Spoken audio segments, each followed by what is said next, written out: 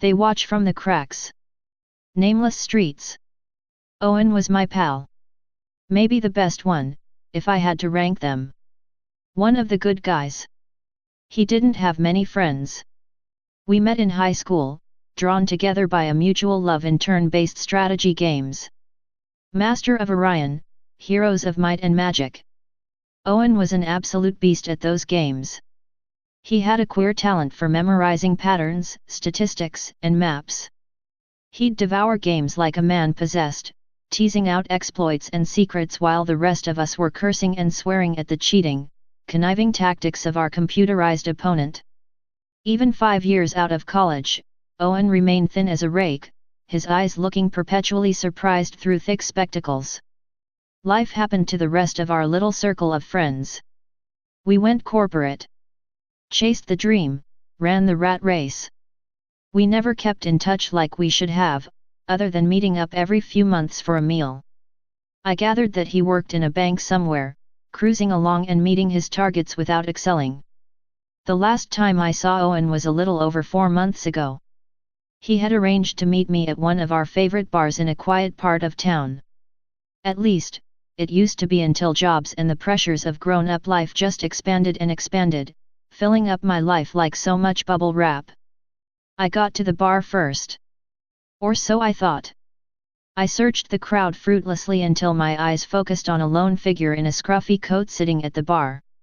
I had to swallow a gasp as the man turned around. I hadn't seen Owen in the better part of a year, but he looked like he'd aged a dozen. He was thin before, but he was nothing more than skin and bones. His cheeks were sunken in, unshaven, with a wispy beard framing his mouth. He smelled of sweat and grime, and worse. One thing hadn't changed, his eyes still blazed with a fierce intelligence. He gestured at the seat next to him. When he spoke, the words came out in a rush. He'd found something, he said.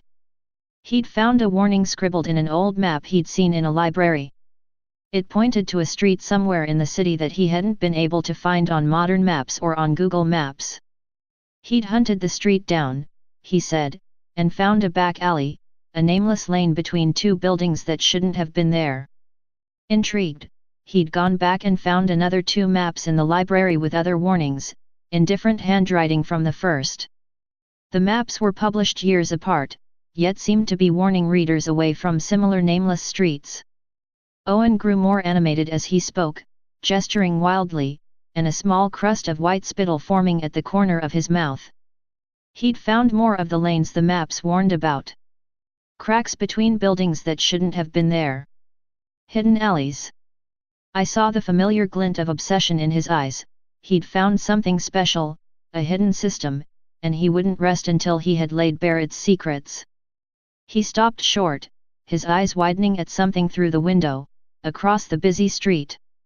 I turned around to see what had spooked him, but the throng of people at the bar and on the street blocked me. Hands shaking, he teased out a tattered map from his pocket. It was covered in his crabby writing, too small to make out by the light of the bar counter. He marked a spot and hurriedly folded up the map, which quickly disappeared into his pocket. It's big. Something big. Something hidden. I've almost got all the places. I'm almost there. I can't move fast enough. I'll need something faster. So that's what he wanted. Just to borrow my car for the weekend. I gave him a look that was half pity and half derision. Pity for the friend I knew, and derision for the madman twitching before me. It wasn't the first time I'd let him drive my car. Much less now, since we'd drifted apart. I had no idea what had gotten into Owen, and I wasn't even sure that I'd get it back in one piece. In the end, his plaintive wheedling got the better of me, and I agreed to let him have my car for the weekend. I wish to God I hadn't. I didn't hear anything from Owen that Saturday. Or the day after. He didn't pick up his mobile the entire night. I had to get a cab to work on Monday morning and planned to take my mounting frustration out on Owen after work, friendship be damned. His antics seemed more like college hijinks than something an adult should be playing at. I checked my phone as I left my apartment. A text from Owen. Car at my place. I was wrong. Burn map. Leave nothing behind. Don't come after me. I was sufficiently unnerved by the message to leave work early. I hadn't been to Owen's apartment in years, but I still remembered the way. I saw my car parked out front, a cup of coffee in the cup holder, a huge map of the city, densely annotated, unfolded in the passenger seat. I made my way up the stairs. The door to the apartment was open. Owen wasn't inside. His mother was. Her face crumpled with a grief that no parent should know. Owen's house was a wreck, his mental decline clearly reflected in his apartment. Maps, photographs, and sheets of paper covered with a mixture of scrawled handwriting covered every possible surface. Between gulping sobs, she explained how she'd just come back from the morgue to identify his body. He'd been in a pretty nasty hit-and-run accident the morning before.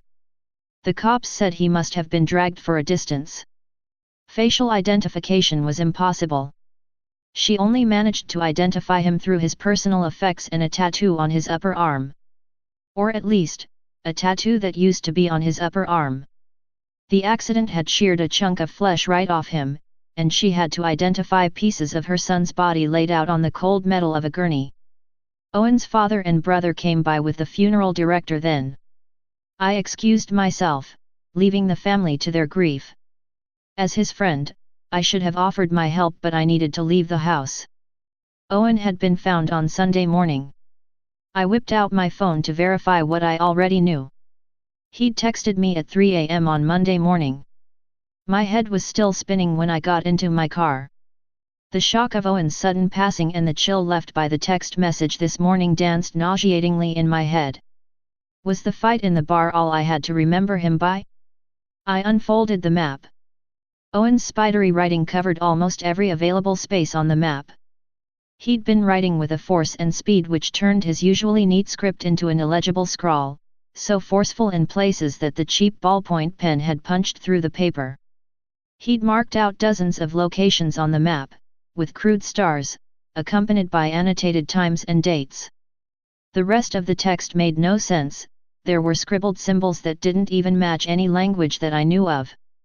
The snatches of English that I could decipher made no more sense than the symbols, products of Owen's obviously addled mind. They watch from the cracks. Nameless streets.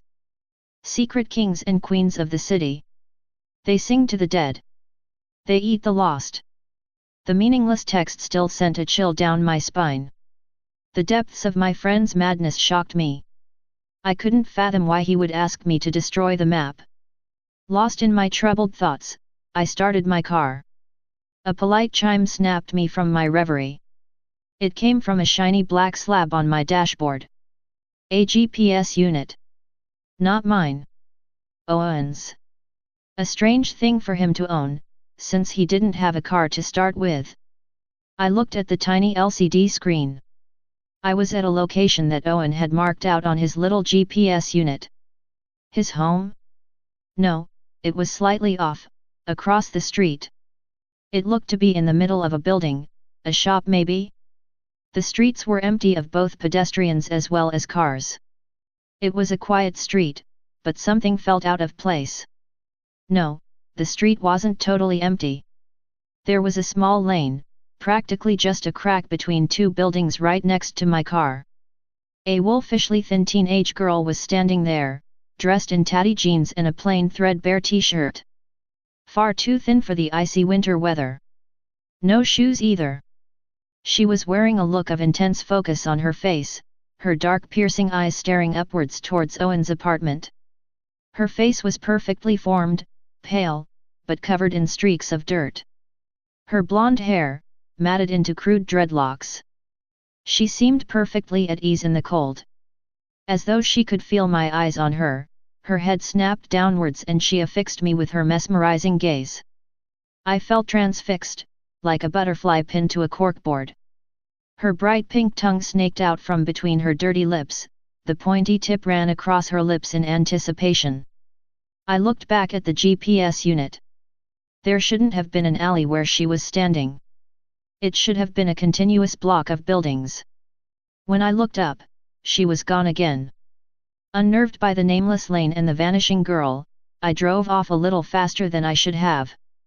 I must have driven at least 5 blocks when I heard the little chime from my dashboard again.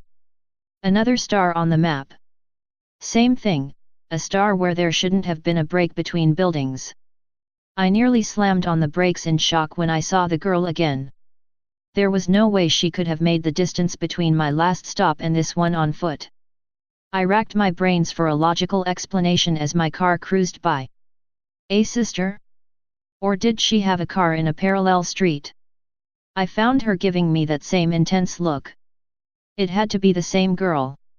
It was the look, that hungry look. She craned her neck to follow my car as I drove by, like a snake staring a mouse down. I watched her shrinking into the rear-view mirror for as long as I could. Then I floored the accelerator, trying to get as far from her as possible. Rubber squealed on the black asphalt. I'd put about 7 blocks between the girl and I when the polite chime from my dashboard sounded again. Adrenaline pumped through my system. My gaze swept across the empty streets. There she was again. It had to be the same girl. It had to be. She caught my gaze with her own piercing look. And she smiled at me. No, it wasn't a smile. She pulled her lips up and back and bared her straight white teeth, but there was neither humor nor warmth in the expression. It put me in mind of a baboon or a wolf, facing down something small and helpless. Baring her fangs, I thought. She abruptly turned and scuttled down that almost hidden alley. I stopped the car. Owen had found something. I hadn't done right by him in his last days, but I had to know how he died. I owed him that much. I rounded the corner mere seconds after the girl. The alley was empty. Rough cement walls stretched to the sky, blocking out the tired light of the evening sun. She had vanished in the scant seconds it took me to get to the mouth of the tiny, nameless alley. My pulse quickened as I made my way down the tight corridor. My walk turned into a trot, and the trot into a sprint. By the time I had reached the end of the street, my chest was heaving, constricted by bands of hot iron. My breath steamed in the cold evening air. She wasn't there.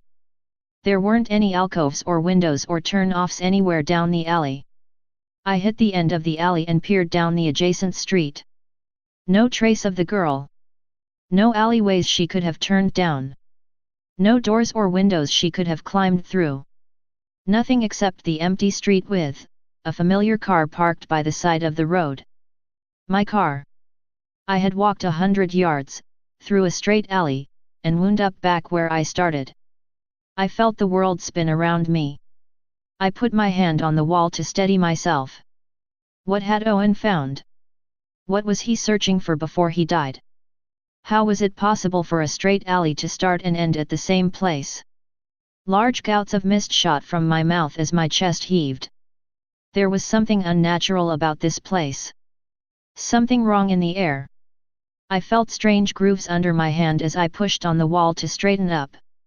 Someone or something had carved a series of strange symbols on the wall. Now I know where Owen had gotten those scribbled hieroglyphics from. He'd seen them too. He must have been trying to decipher it like some code.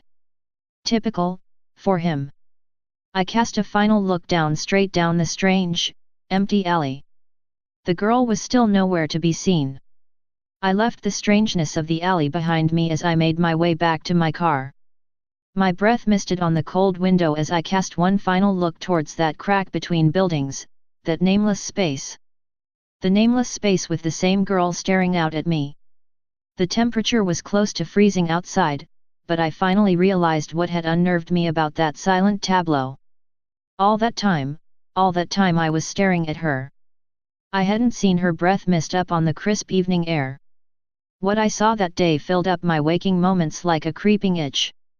I would find my eyes magnetically drawn to the hard plastic shell of my glove compartment on the slow commute to work.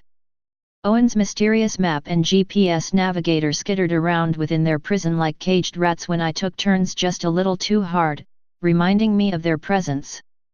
Owen had stumbled onto something. Something strange. He'd found something and it had consumed him. I'd gone to the funeral with the expressed intention of handing over the map and the navigator to Owen's family. The empty rows in the church showed just how far he'd taken his search. No colleagues, barely any friends.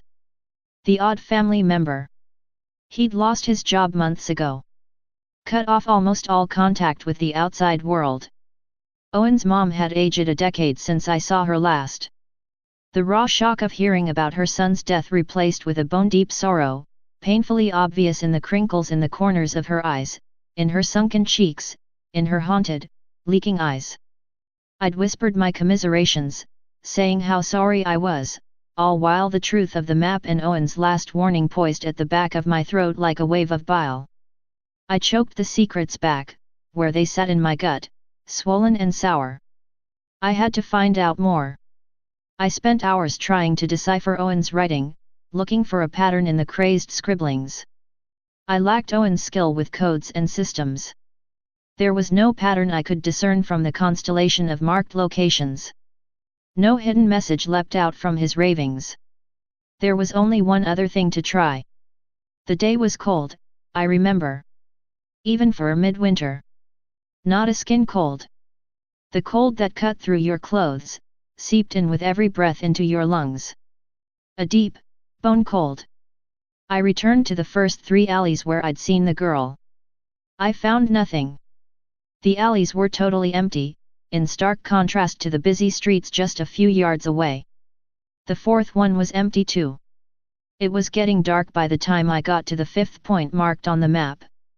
The crowd on the sidewalks had thinned out as the chill got deeper. Owen's handwriting was impossible to read in the weakening light. I rounded the corner and I saw another one. He could have been a brother or a twin to the girl I'd seen. Same blonde hair. A simple fitted t-shirt. Jeans. Barefoot on the biting cold concrete.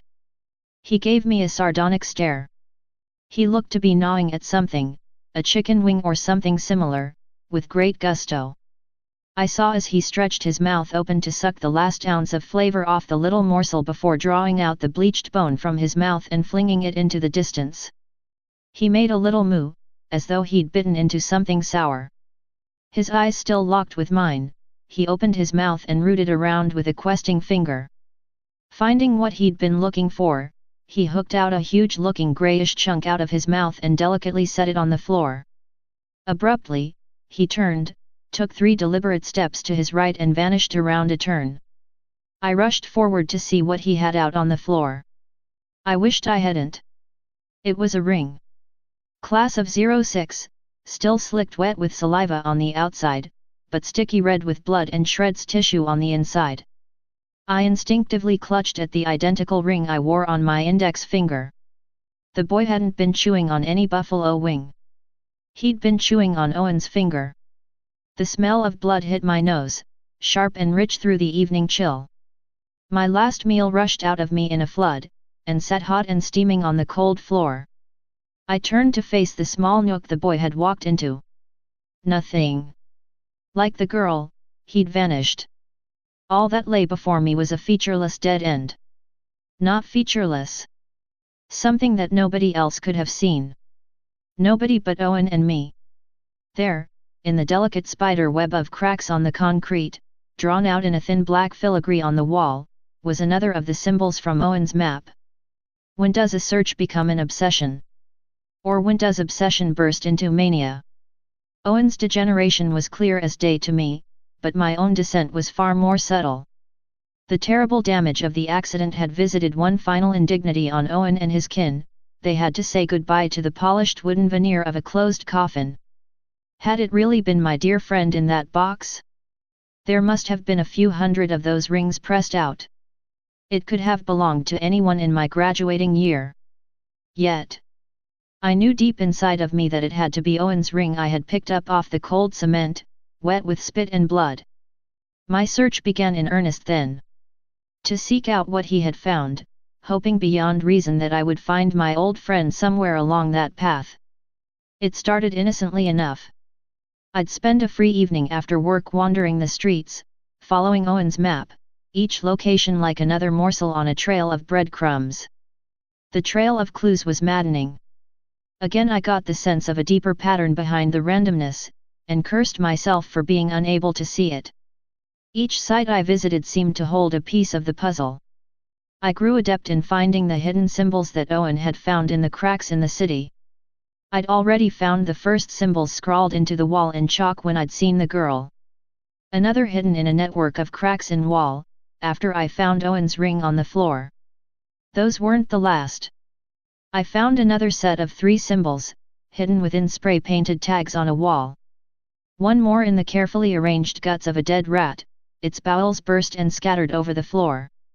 Another woven into the silken threads of a spider web, stretched between grey concrete and a rusty dumpster. Those hidden lanes and alleys were always deserted. It could have been lunch hour or rush hour, with the streets thronging with people, and they would still be empty. I'd walk those down plain blank concrete canyons, for hour after hour, always feeling watched, never feeling alone. I never saw another living soul in those lanes and alleys during my search, but the hairs on the back of my neck would rise once I stepped into one. There was a sense of something deeply wrong, wholly unnaturally about those empty spaces. The sudden silence would envelope me like a cocoon, the rush of voices and vehicles coming from a world away, faint like the tinny broadcast of a distant radio station. The isolation was palpable. With the isolation came a crawling fear, a watery feeling in my guts and my legs, that something or somebody was observing me, leading me on in my search. I never saw another living soul in those lonesome places. Until I started seeing them again. The glances were always fleeting. Titillating. A glimpse of a person turning into one of those cracks in the city, seconds before I rounded the corner, only to find myself alone in an empty alley. Or a set of footprints leading from a puddle, imprints of bare feet, like those of the boy and the girl, vanishing into the distance as the cold dry air drank the moisture off the trail. A recently toppled trash can still rolling on the floor, without any breeze to push it.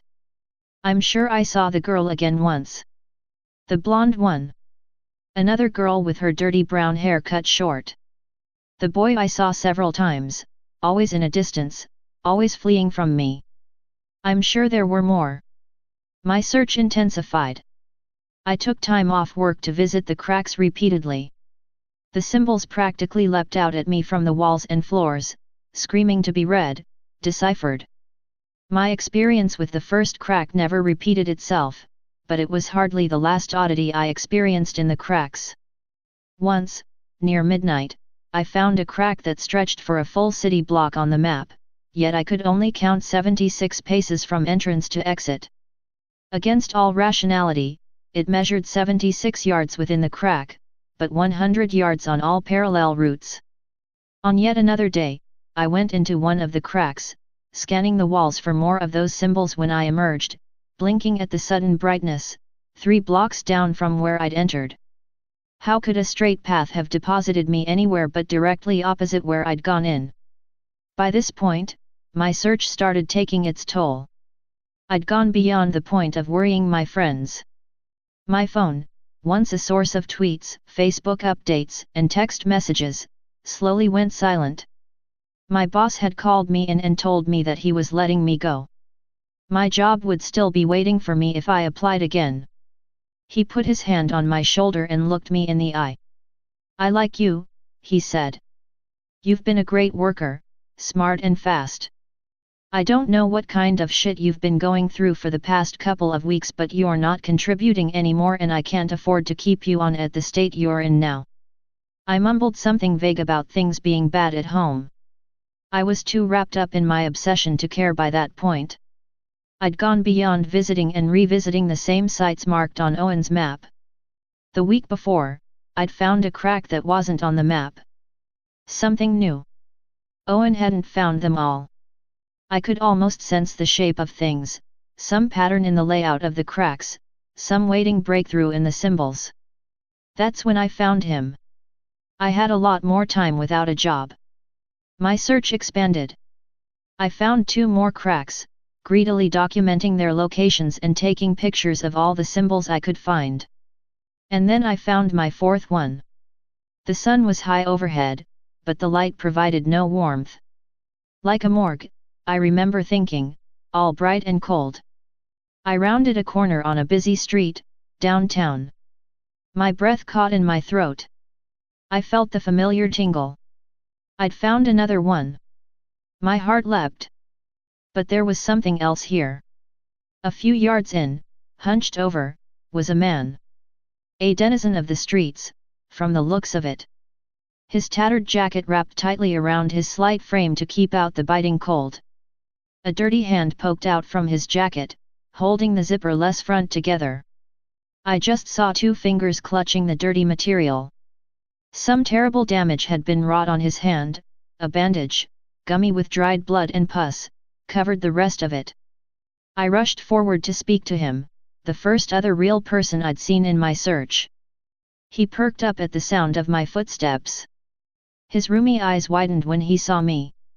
The man raised a sheet of cardboard, crudely torn from some carton or box. I'd expected to see something routine. A plea for spare change. Something about being willing to work. Maybe even something witty. Instead, scrawled in large block letters, 4 words. Run. They hunt you. The rough strokes of the letters were too broad to have come from a Sharpie or a marker pen. The ink was a rusty smear of brown, too spread out to have come from a normal writing instrument. Blood. The man had written the warning in blood. Who?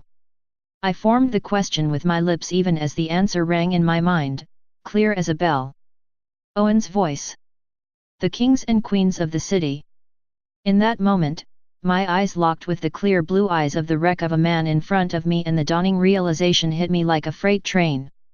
Owen. Sweet God in heaven, I was looking at Owen.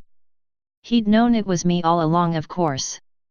But he hadn't expected the look of recognition on my face. He opened his mouth and moaned, a wordless sound of pure anguish, his mouth wide enough for me to see the black stump flapping around inside like a dying fish. The shock of recognition was too much for me. My knees buckled as I backpedal led away from the ruinous vision in front of me. I went over backwards. The impact drove the air from my lungs. The world flashed white as my head met the floor with a crack. I got to my knees, wincing in pain. Owen wasn't there in front of me.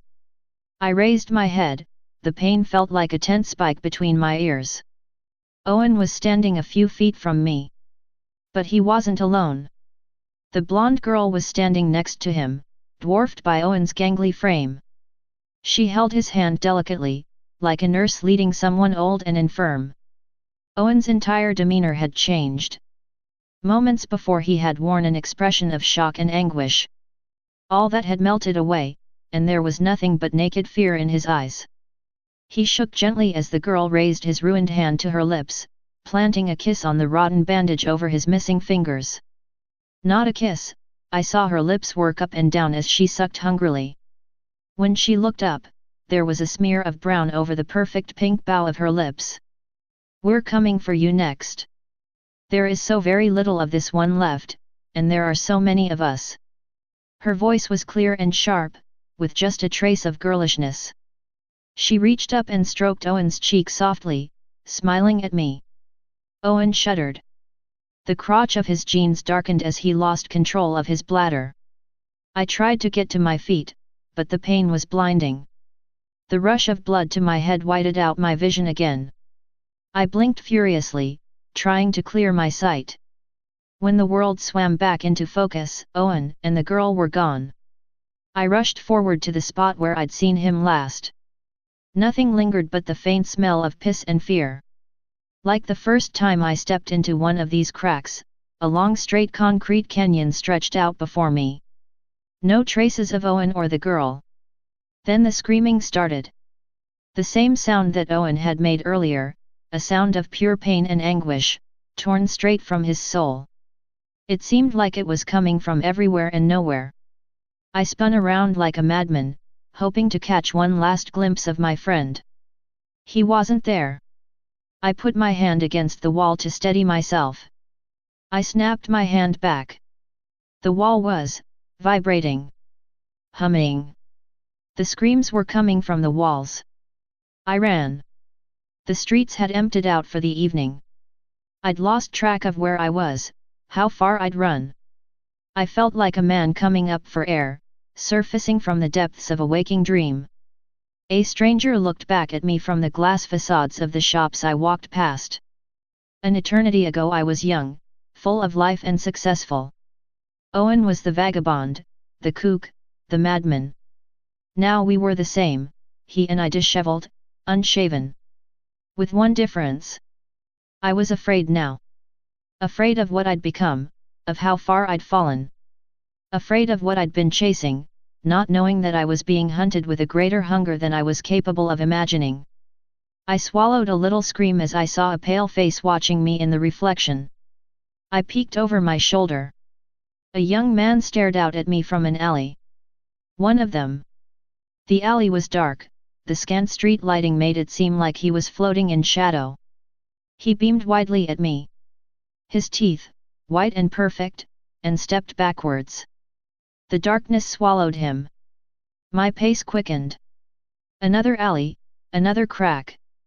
Two of them this time, staring out from across the street, their eyes bright with mirth and longing.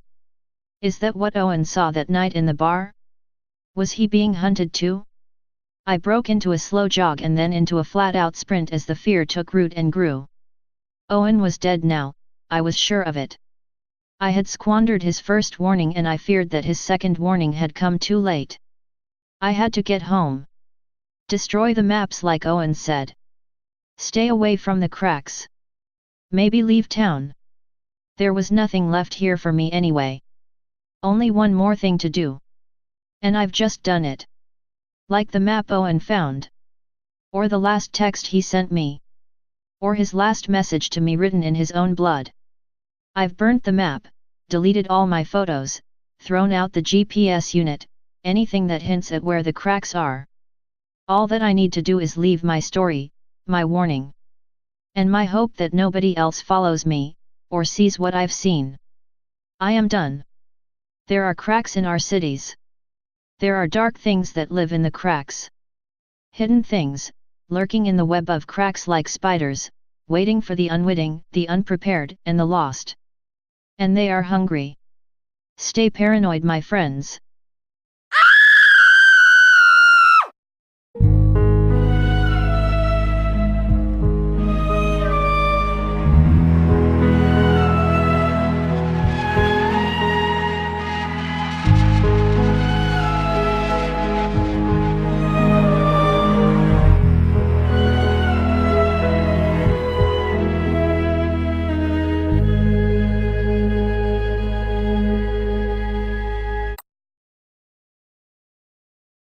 Have been there.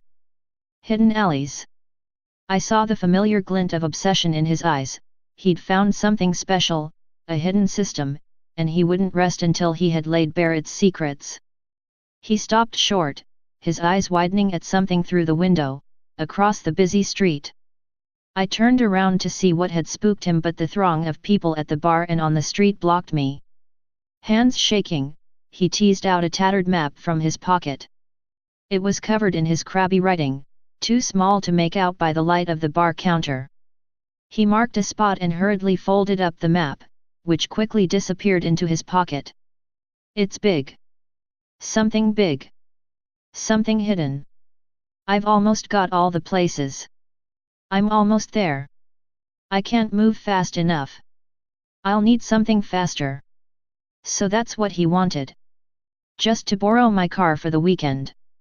I gave him a look that was half pity and half derision.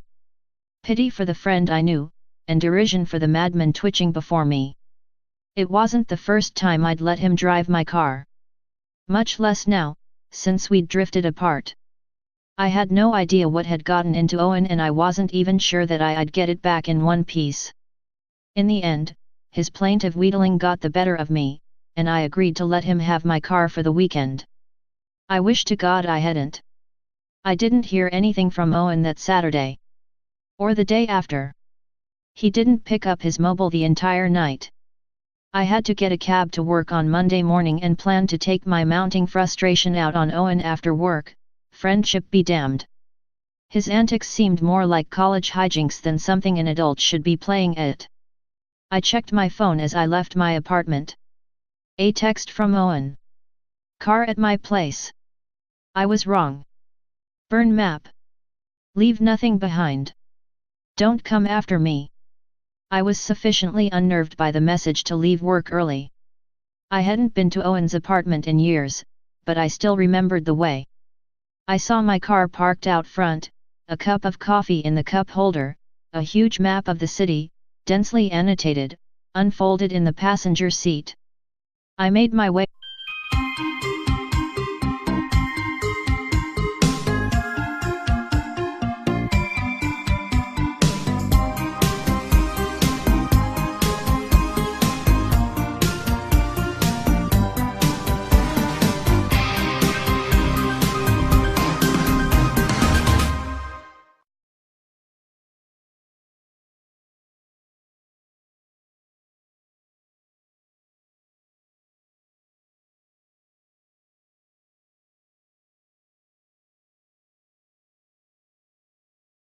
They watch from the cracks.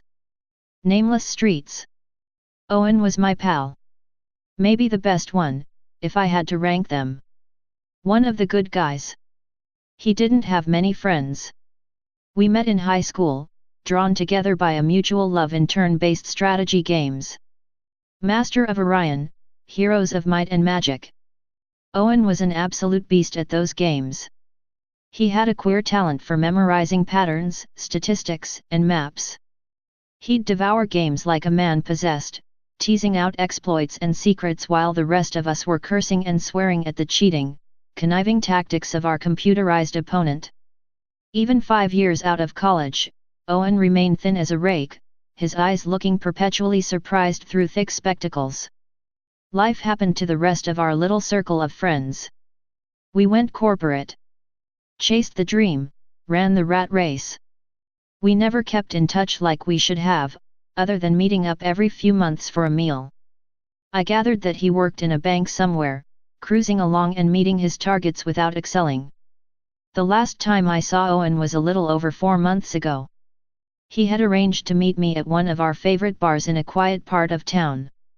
At least, it used to be until jobs and the pressures of grown-up life just expanded and expanded, filling up my life like so much bubble wrap. I got to the bar first.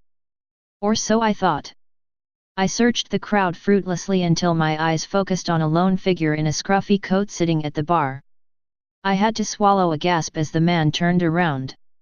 I hadn't seen Owen in the better part of a year, but he looked like he'd aged a dozen. He was thin before, but he was nothing more than skin and bones. His cheeks were sunken in, unshaven, with a wispy beard framing his mouth. He smelled of sweat and grime, and worse. One thing hadn't changed, his eyes still blazed with a fierce intelligence. He gestured at the seat next to him. When he spoke, the words came out in a rush. He'd found something, he said. He'd found a warning scribbled in an old map he'd seen in a library. It pointed to a street somewhere in the city that he hadn't been able to find on modern maps or on Google Maps. He'd hunted the street down, he said, and found a back alley, a nameless lane between 2 buildings that shouldn't have been there. Intrigued, he'd gone back and found another 2 maps in the library with other warnings, in different handwriting from the first. The maps were published years apart, yet seemed to be warning readers away from similar nameless streets. Owen grew more animated as he spoke, gesturing wildly, and a small crust of white spittle forming at the corner of his mouth. He'd found more of the lanes the maps warned about. Cracks between buildings that shouldn't